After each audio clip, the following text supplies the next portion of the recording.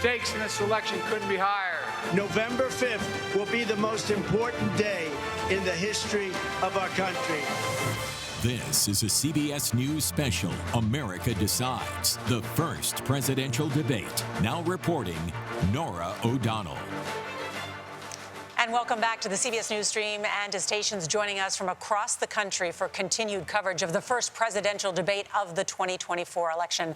I'm Norah O'Donnell in New York City at the CBS News election headquarters with the best political team in the business. I'm joined by John Dickerson, Margaret Brennan, Ed O'Keefe, and Major Garrett on their take on tonight's debate and what, if anything, the American people may have learned that they didn't already know. Ed O'Keefe, first to you, setting up what happened in tonight's debate.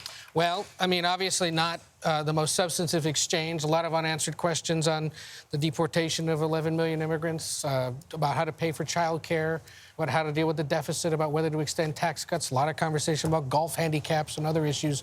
But big concern among Democrats tonight about the president's performance. Remember, it was the president who pushed for this. He wanted this. His campaign wanted it. It's an opportunity to reset the campaign or jumpstart it going into the rest of the summer, hoping that it would help propel him a bit. We were warned ahead of this. If Democrats see a good performance tonight, they'll be okay with it. They'll move on. If they don't, panic will ensue. Tonight, there are signs that some elected officials in the party may be at least talking about going to the White House and the Biden campaign and saying he's got to rethink whether he should be the nominee. How far that would go, how serious it would be, remains to be seen with just a few weeks until the Chicago convention. But it is being talked about in real ways tonight. John, sources close to the president say he's had a cold for the past couple of days. He was tested for COVID by his doctor, does not have it. Questions tonight about why he didn't take some cold medicine or something. How much of it a distraction was it from him being able to present and defend his own record as president and hold Trump's feet to the fire for what he did as president and some of the mistruths that happened tonight? Well, it is. I mean, Donald Trump is the hardest person to debate because he is a Gatling gun of misinformation, recharacterization, sometimes outright delusions, and he was in full form this evening. But if the Biden campaign's goal was turn this into a choice, not a referendum, what choice were people left with at the end of that debate? What clear thing can somebody say, you know, it's really a choice between this and this? Did the Biden campaign get that choice that they want to have in this campaign and have it be clear? I don't think it came out of this debate as clear. Now, we need to always remember that what happens in these debates and the immediate assessment of those of us who watch them from beginning to end is different than how they get processed in the news cycle. This is the president and the first lady at a watch party. Let's listen in for just a minute.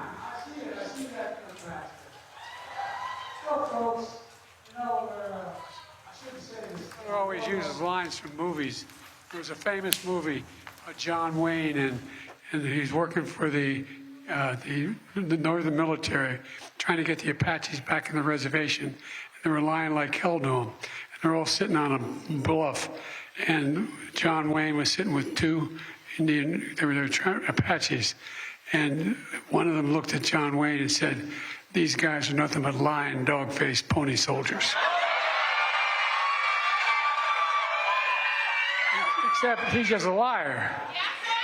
Look, folks, what's going to happen over the next couple of days is they're going to be out there fact-checking all the things he said. I can't think of one thing he said that was true. No, I'm not being facetious. But look, we're going to beat this guy. We need to beat this guy. And I need you in order to beat him. You're the people I'm running for.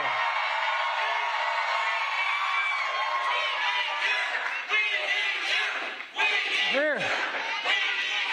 He says he's going to be the retribution for his supporters. You are the reason why America's as good as we are. We're the finest nation in the whole damn world. Nobody's close. But let's keep going. See you at the next one. God love you all. Heading to North Carolina. All right. Thank you, thank you, thank you, thank you, thank you, thank you. I want to go home with you. Thank you.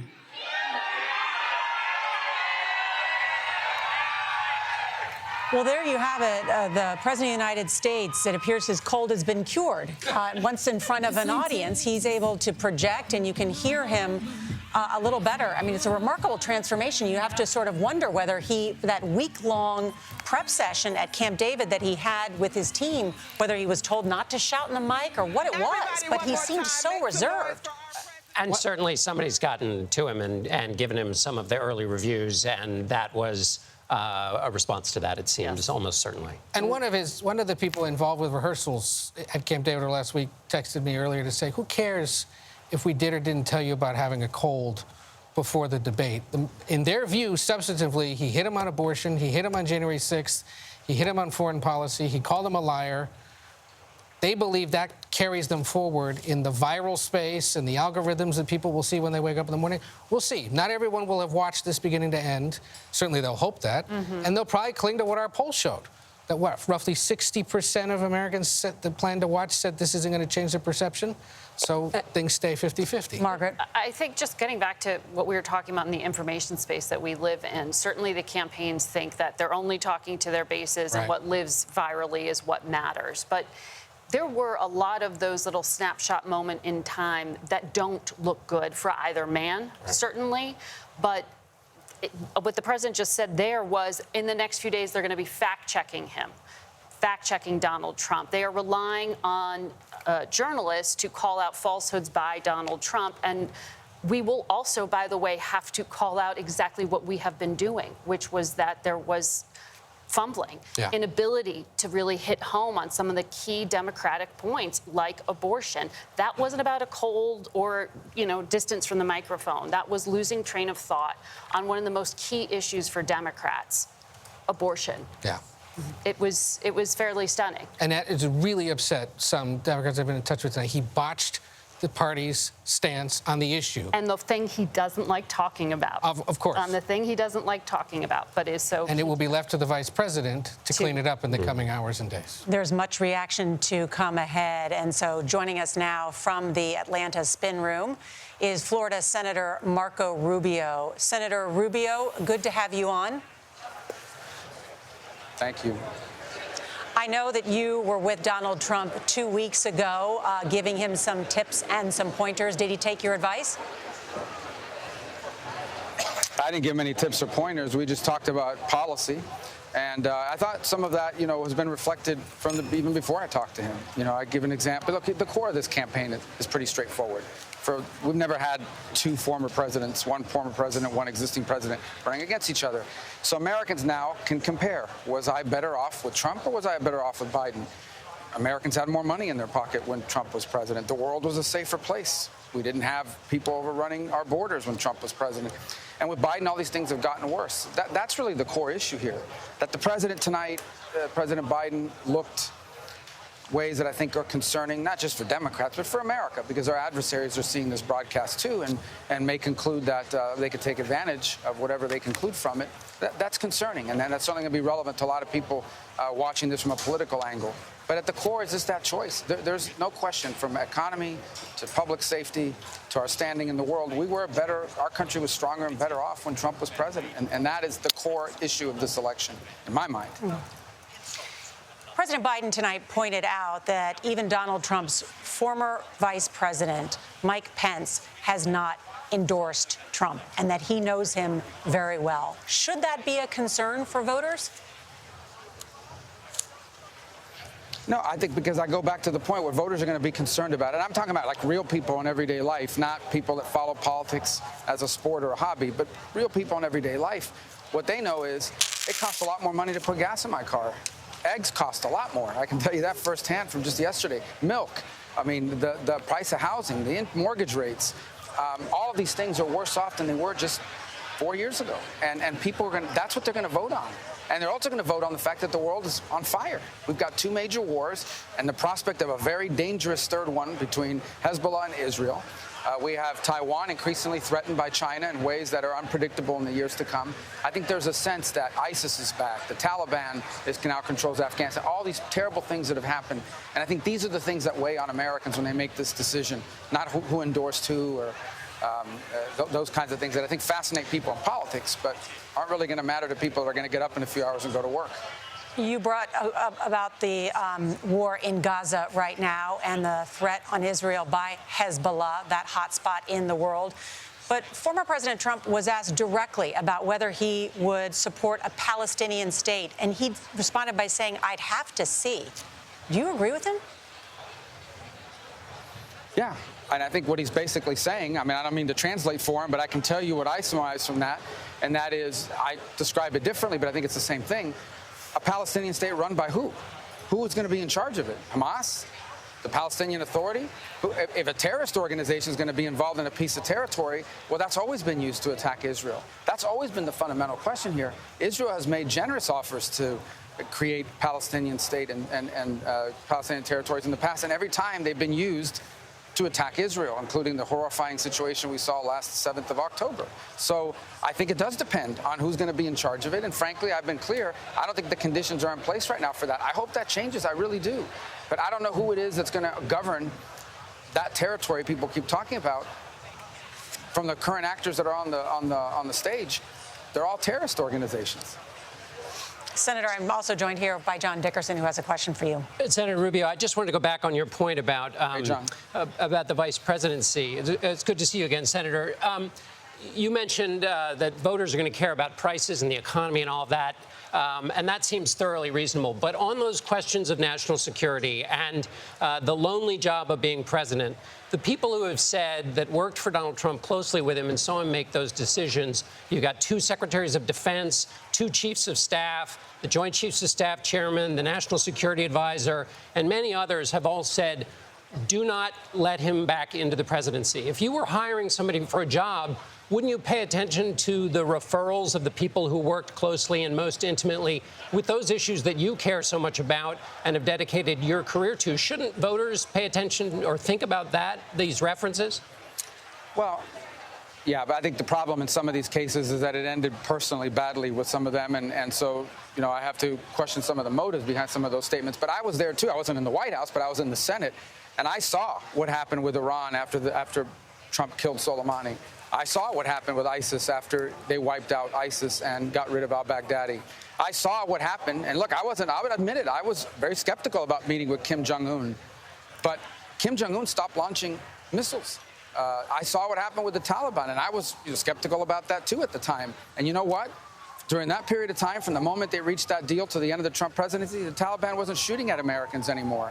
And he's absolutely right. What happened in August of a couple of years ago would not have happened if Trump had been president. So I think we have to judge also by what we saw in the world at the time. And what we saw in the world at the time is we didn't have 2 major wars. And although unorthodox, we didn't have the sort of chaos that has now developed over the last 3.5 years under Joe Biden. And I think ultimately that's what voters feel, and it's what they see, and it's what they should really make their decision on, and I think they will. Margaret Brennan is also here, Senator. And Senator, it's good to see you, and I know you and I have talked about a lot of these very complex issues, and I don't think you mean to suggest that the United States is the cause of all the chaos in the world, though you seem to be implying that. Can you clarify that? And then I want to ask you specifically, Donald Trump said when it comes to the U.S. border, they're taking black jobs. He was talking about migrants taking black jobs. What is a black job? Okay. Well, a couple things. First of all, you know what he meant by that, okay? He meant jobs that are filled by African Americans in America and others, Americans in general, but the question in specific was about black voters. He didn't ask that question. The moderators did. And so he segued into the impact that it's had on black voters. And that is very simple. When you flood a country with millions of people, you're going to have more competition for work. You are. And those workers are willing to do it at a lower wage. And that you see that in some of the fields like construction and trades. It impacts Hispanic communities as well. On your first question, look, the United States didn't invade Ukraine. The United States didn't come across. Go ahead. Sorry, go ahead. Finish. No. You were going to ask me something. I wanted to clarify on what you were just saying about black jobs. You seem to be saying these are low-wage jobs? No, they're not low-wage jobs. These are working-class jobs. You talk about migrants taking low-wage jobs and that he was talking about black voters. No, what I said is that migrants are willing to come in and do it at a lower wage. They are.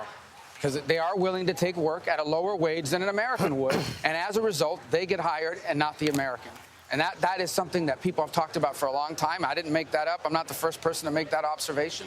That has a real economic impact. It's not about low-wage jobs. They become low-wage jobs when someone comes in from abroad and is willing to do it at half the price as the person who's doing the work now.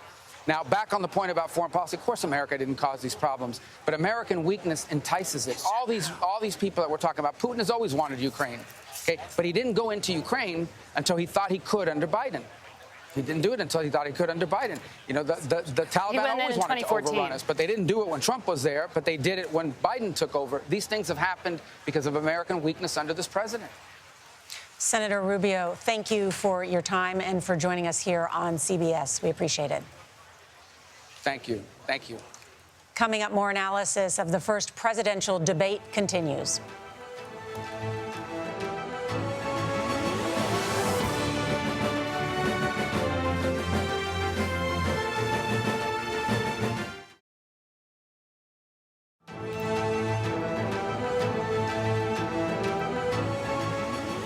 Welcome to our debate analysis. And CBS News was in Raleigh, North Carolina to get real-time reactions from undecided voters.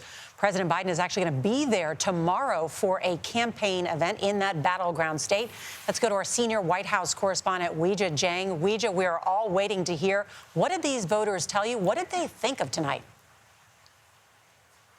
Nora, it is great to see you. I have to tell you, tonight was so fascinating because we sat down with 5 voters. They came from all different political backgrounds, different ages, different races, and 3 of them were unregistered or as an independent and had not decided yet who they were going to vote for. And I have to say, at the end of the night, they said this debate did not get them any closer to making that decision. They were frustrated because even in the beginning, they said they yearned for policy details. They wanted to know what each candidate was going to lay out for their roadmap to make their lives better, especially with regard to the economy. And they were frustrated throughout this entire debate, Nora, because as we were watching, they kept saying, we want more, because they thought since the rules were different this time and since there would be no interruptions and that the candidates' microphones would be muted when they weren't speaking, they assumed that that would lead to more of a substantive conversation. And they said the opposite happened, that instead, when it was their turn to talk, they simply punched and jabbed at the other person and sometimes often didn't answer the question at all. So those 3 undecided voters say they are no closer. As for the staunch Biden supporter, she told me that she was worried after watching the president's performance during the first half of the debate, because she said she knew he was better than this, that he wasn't getting his message across, and that she worried that people would view him as not having the stamina and the energy that, of course, you guys have been talking about all night and certainly weeks before tonight even happened. As for the staunch Trump supporter, he said he was hoping that the president would show more maturity and more discipline, and even though he did at times, he also admitted at the end he was upset because he thought that Trump could have done better to really hammer home his message instead of taking jabs at Biden when he had the chance. And so, you know, when I asked what is going to, get your vote between now and November, they said that they hoped that the policies would be more crystallized. But as of tonight, Nora, they were really expecting more and more answers that they say they did not receive. All right, Weijia Jiang, thank you so much for that reaction. I just want to know if did you tap the keg behind you, Weijia, during this thing? I mean, I think most Americans would have liked to, right? It was a bar, right? Are you in a bar? Is that what that is? Yeah. And I can't speak for what you would have done. We had a lot of pizza, we had a lot of Diet Coke, and it was a great time here. Well, I'm looking forward to hearing more from those voters. Weijia Jiang, thank you. And we will be right back with our fact check of the candidate statements. You're watching CBS News.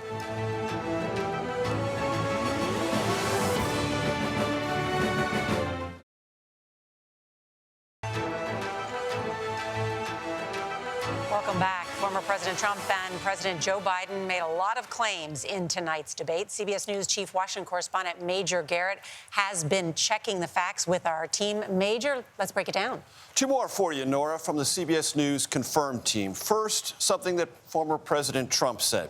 People are coming in and killing our citizens at a level like we've never seen before. The CBS News confirmed team rates this as misleading, not because there have not been crimes alleged to have been committed by undocumented immigrants in our country. That has happened. And for the victims of those crimes and their families, those are not statistics, those are real events. Tragic. And we're not saying it's misleading because those facts don't exist. We're saying it's misleading because the former president suggested that this is happening at a rate never before seen. And all the available statistical evidence shows that undocumented immigrants do not commit crimes at a higher rate than native-born Americans. Also, government statistics routinely show that those seeking to enter the country do not have criminal records from the country at which they have left in many, many cases. That's why the CBS News confirmed team rates this statement as misleading. Let's go to fact check number 2, something that President Biden said about former President Trump. Wants to get rid of Social Security, wants to cut Social Security and Medicare, jeopardizing that. We rate that, the CBS News confirmed team, as false. Former President Trump has said over and over again that he doesn't want to touch Social Security or Medicare. He made some references to some cuts within Social Security in one CNBC interview, but a spokesman for the campaign later came back and said that was not about benefits, that was not about anything structural within Social Security, only waste and fraud and abuse. That's where the Trump campaign is. That's why the confirmed team rates that assertion from President Biden as false. Nora, back to you. All right, really interesting stuff. Major Garrett, thank you for that quick work and turnaround as we fact-check the candidates. Want to bring in some of our strategists who have worked on campaigns and certainly have been inside those debate preps, have counseled candidates. And first, let's bring in Joel Payne, Democratic strategist who worked on the Clinton campaign. Joel, I know you talked to so many other Democrats. What did you think of the president's performance tonight? What are you hearing from other Democrats? Well, I certainly wouldn't want to show you my text chains tonight. There was a lot of frustration, as you could imagine. And look, I don't think it makes sense to sugarcoat that President Biden had a tough night. I think that's pretty evident. I think one of the reasons why he had a tough night is because his job was to consolidate his base. And to do that, you needed to firm up confidence with those weak-kneed Democrats who haven't come home yet. And I think that there were some real challenges with his attempts to do that. And I think what the Biden campaign is going to focus on over the next 48, 72 hours is fixing that with spin and fixing that with going and trying to highlight the moments that they felt like were best and are going to be moments that are going to bring some Democrats home, not necessarily the tough moments in the first 10 or 15 minutes of the debate. Joel, the president spent much of the week, almost the whole week, at Camp David with his team. Is this a staff problem in terms of prep, or is this a candidate or principal problem? I just think that this is a 2024 problem. Joe Biden lost the debate tonight in 2024 because he needed to win on presentation, and he did not win on presentation. I think on content, he was strong in some places and actually got a little bit stronger as the night went on. But in presentation, what many American people are going to judge our presidents on, he struggled. And I think that you can blame that on staff, you can blame that on the candidate. Whatever it is, it's got to get fixed. And I think you're going to hear a lot of Democrats, kind of echoing Ed's reporting, sharing some concerns about that. And I think it's something to watch out for. I know we'll be doing polling in the field coming up. I'd be very curious to see what public opinion polling looks like over the next 10 to 14 days. It's a really good point. Good to have you. We are also joined by Terry Sullivan, who has worked on Republican presidential candidates' campaigns. And Terry, what happens now in terms of these 7 battleground states that matter, that are so close, or Trump is leading in about 6 of them? Yeah, look, this was a horrendous performance by the president. I mean, when it's tough for Democrats to defend, and they're not. And my text chain looks like Joel from my Democrat friends. They're scared to death, and they're using words that I can't say on air. So it's going to be really tough for the Biden campaign. They've got a rough few weeks ahead of them. Terry Sullivan, thank you. Joel Payne, also to Ed O'Keefe, John Dickerson, and Margaret Brennan. Thanks to all of you. Major Garrett for your expert analysis. The first presidential debate of this election cycle is now in the books. Questions tonight. Will there be a second one? Our coverage will continue tomorrow on CBS Mornings. For those watching on CBS News 24/7 in the East, we'll be back. I'm Norah O'Donnell.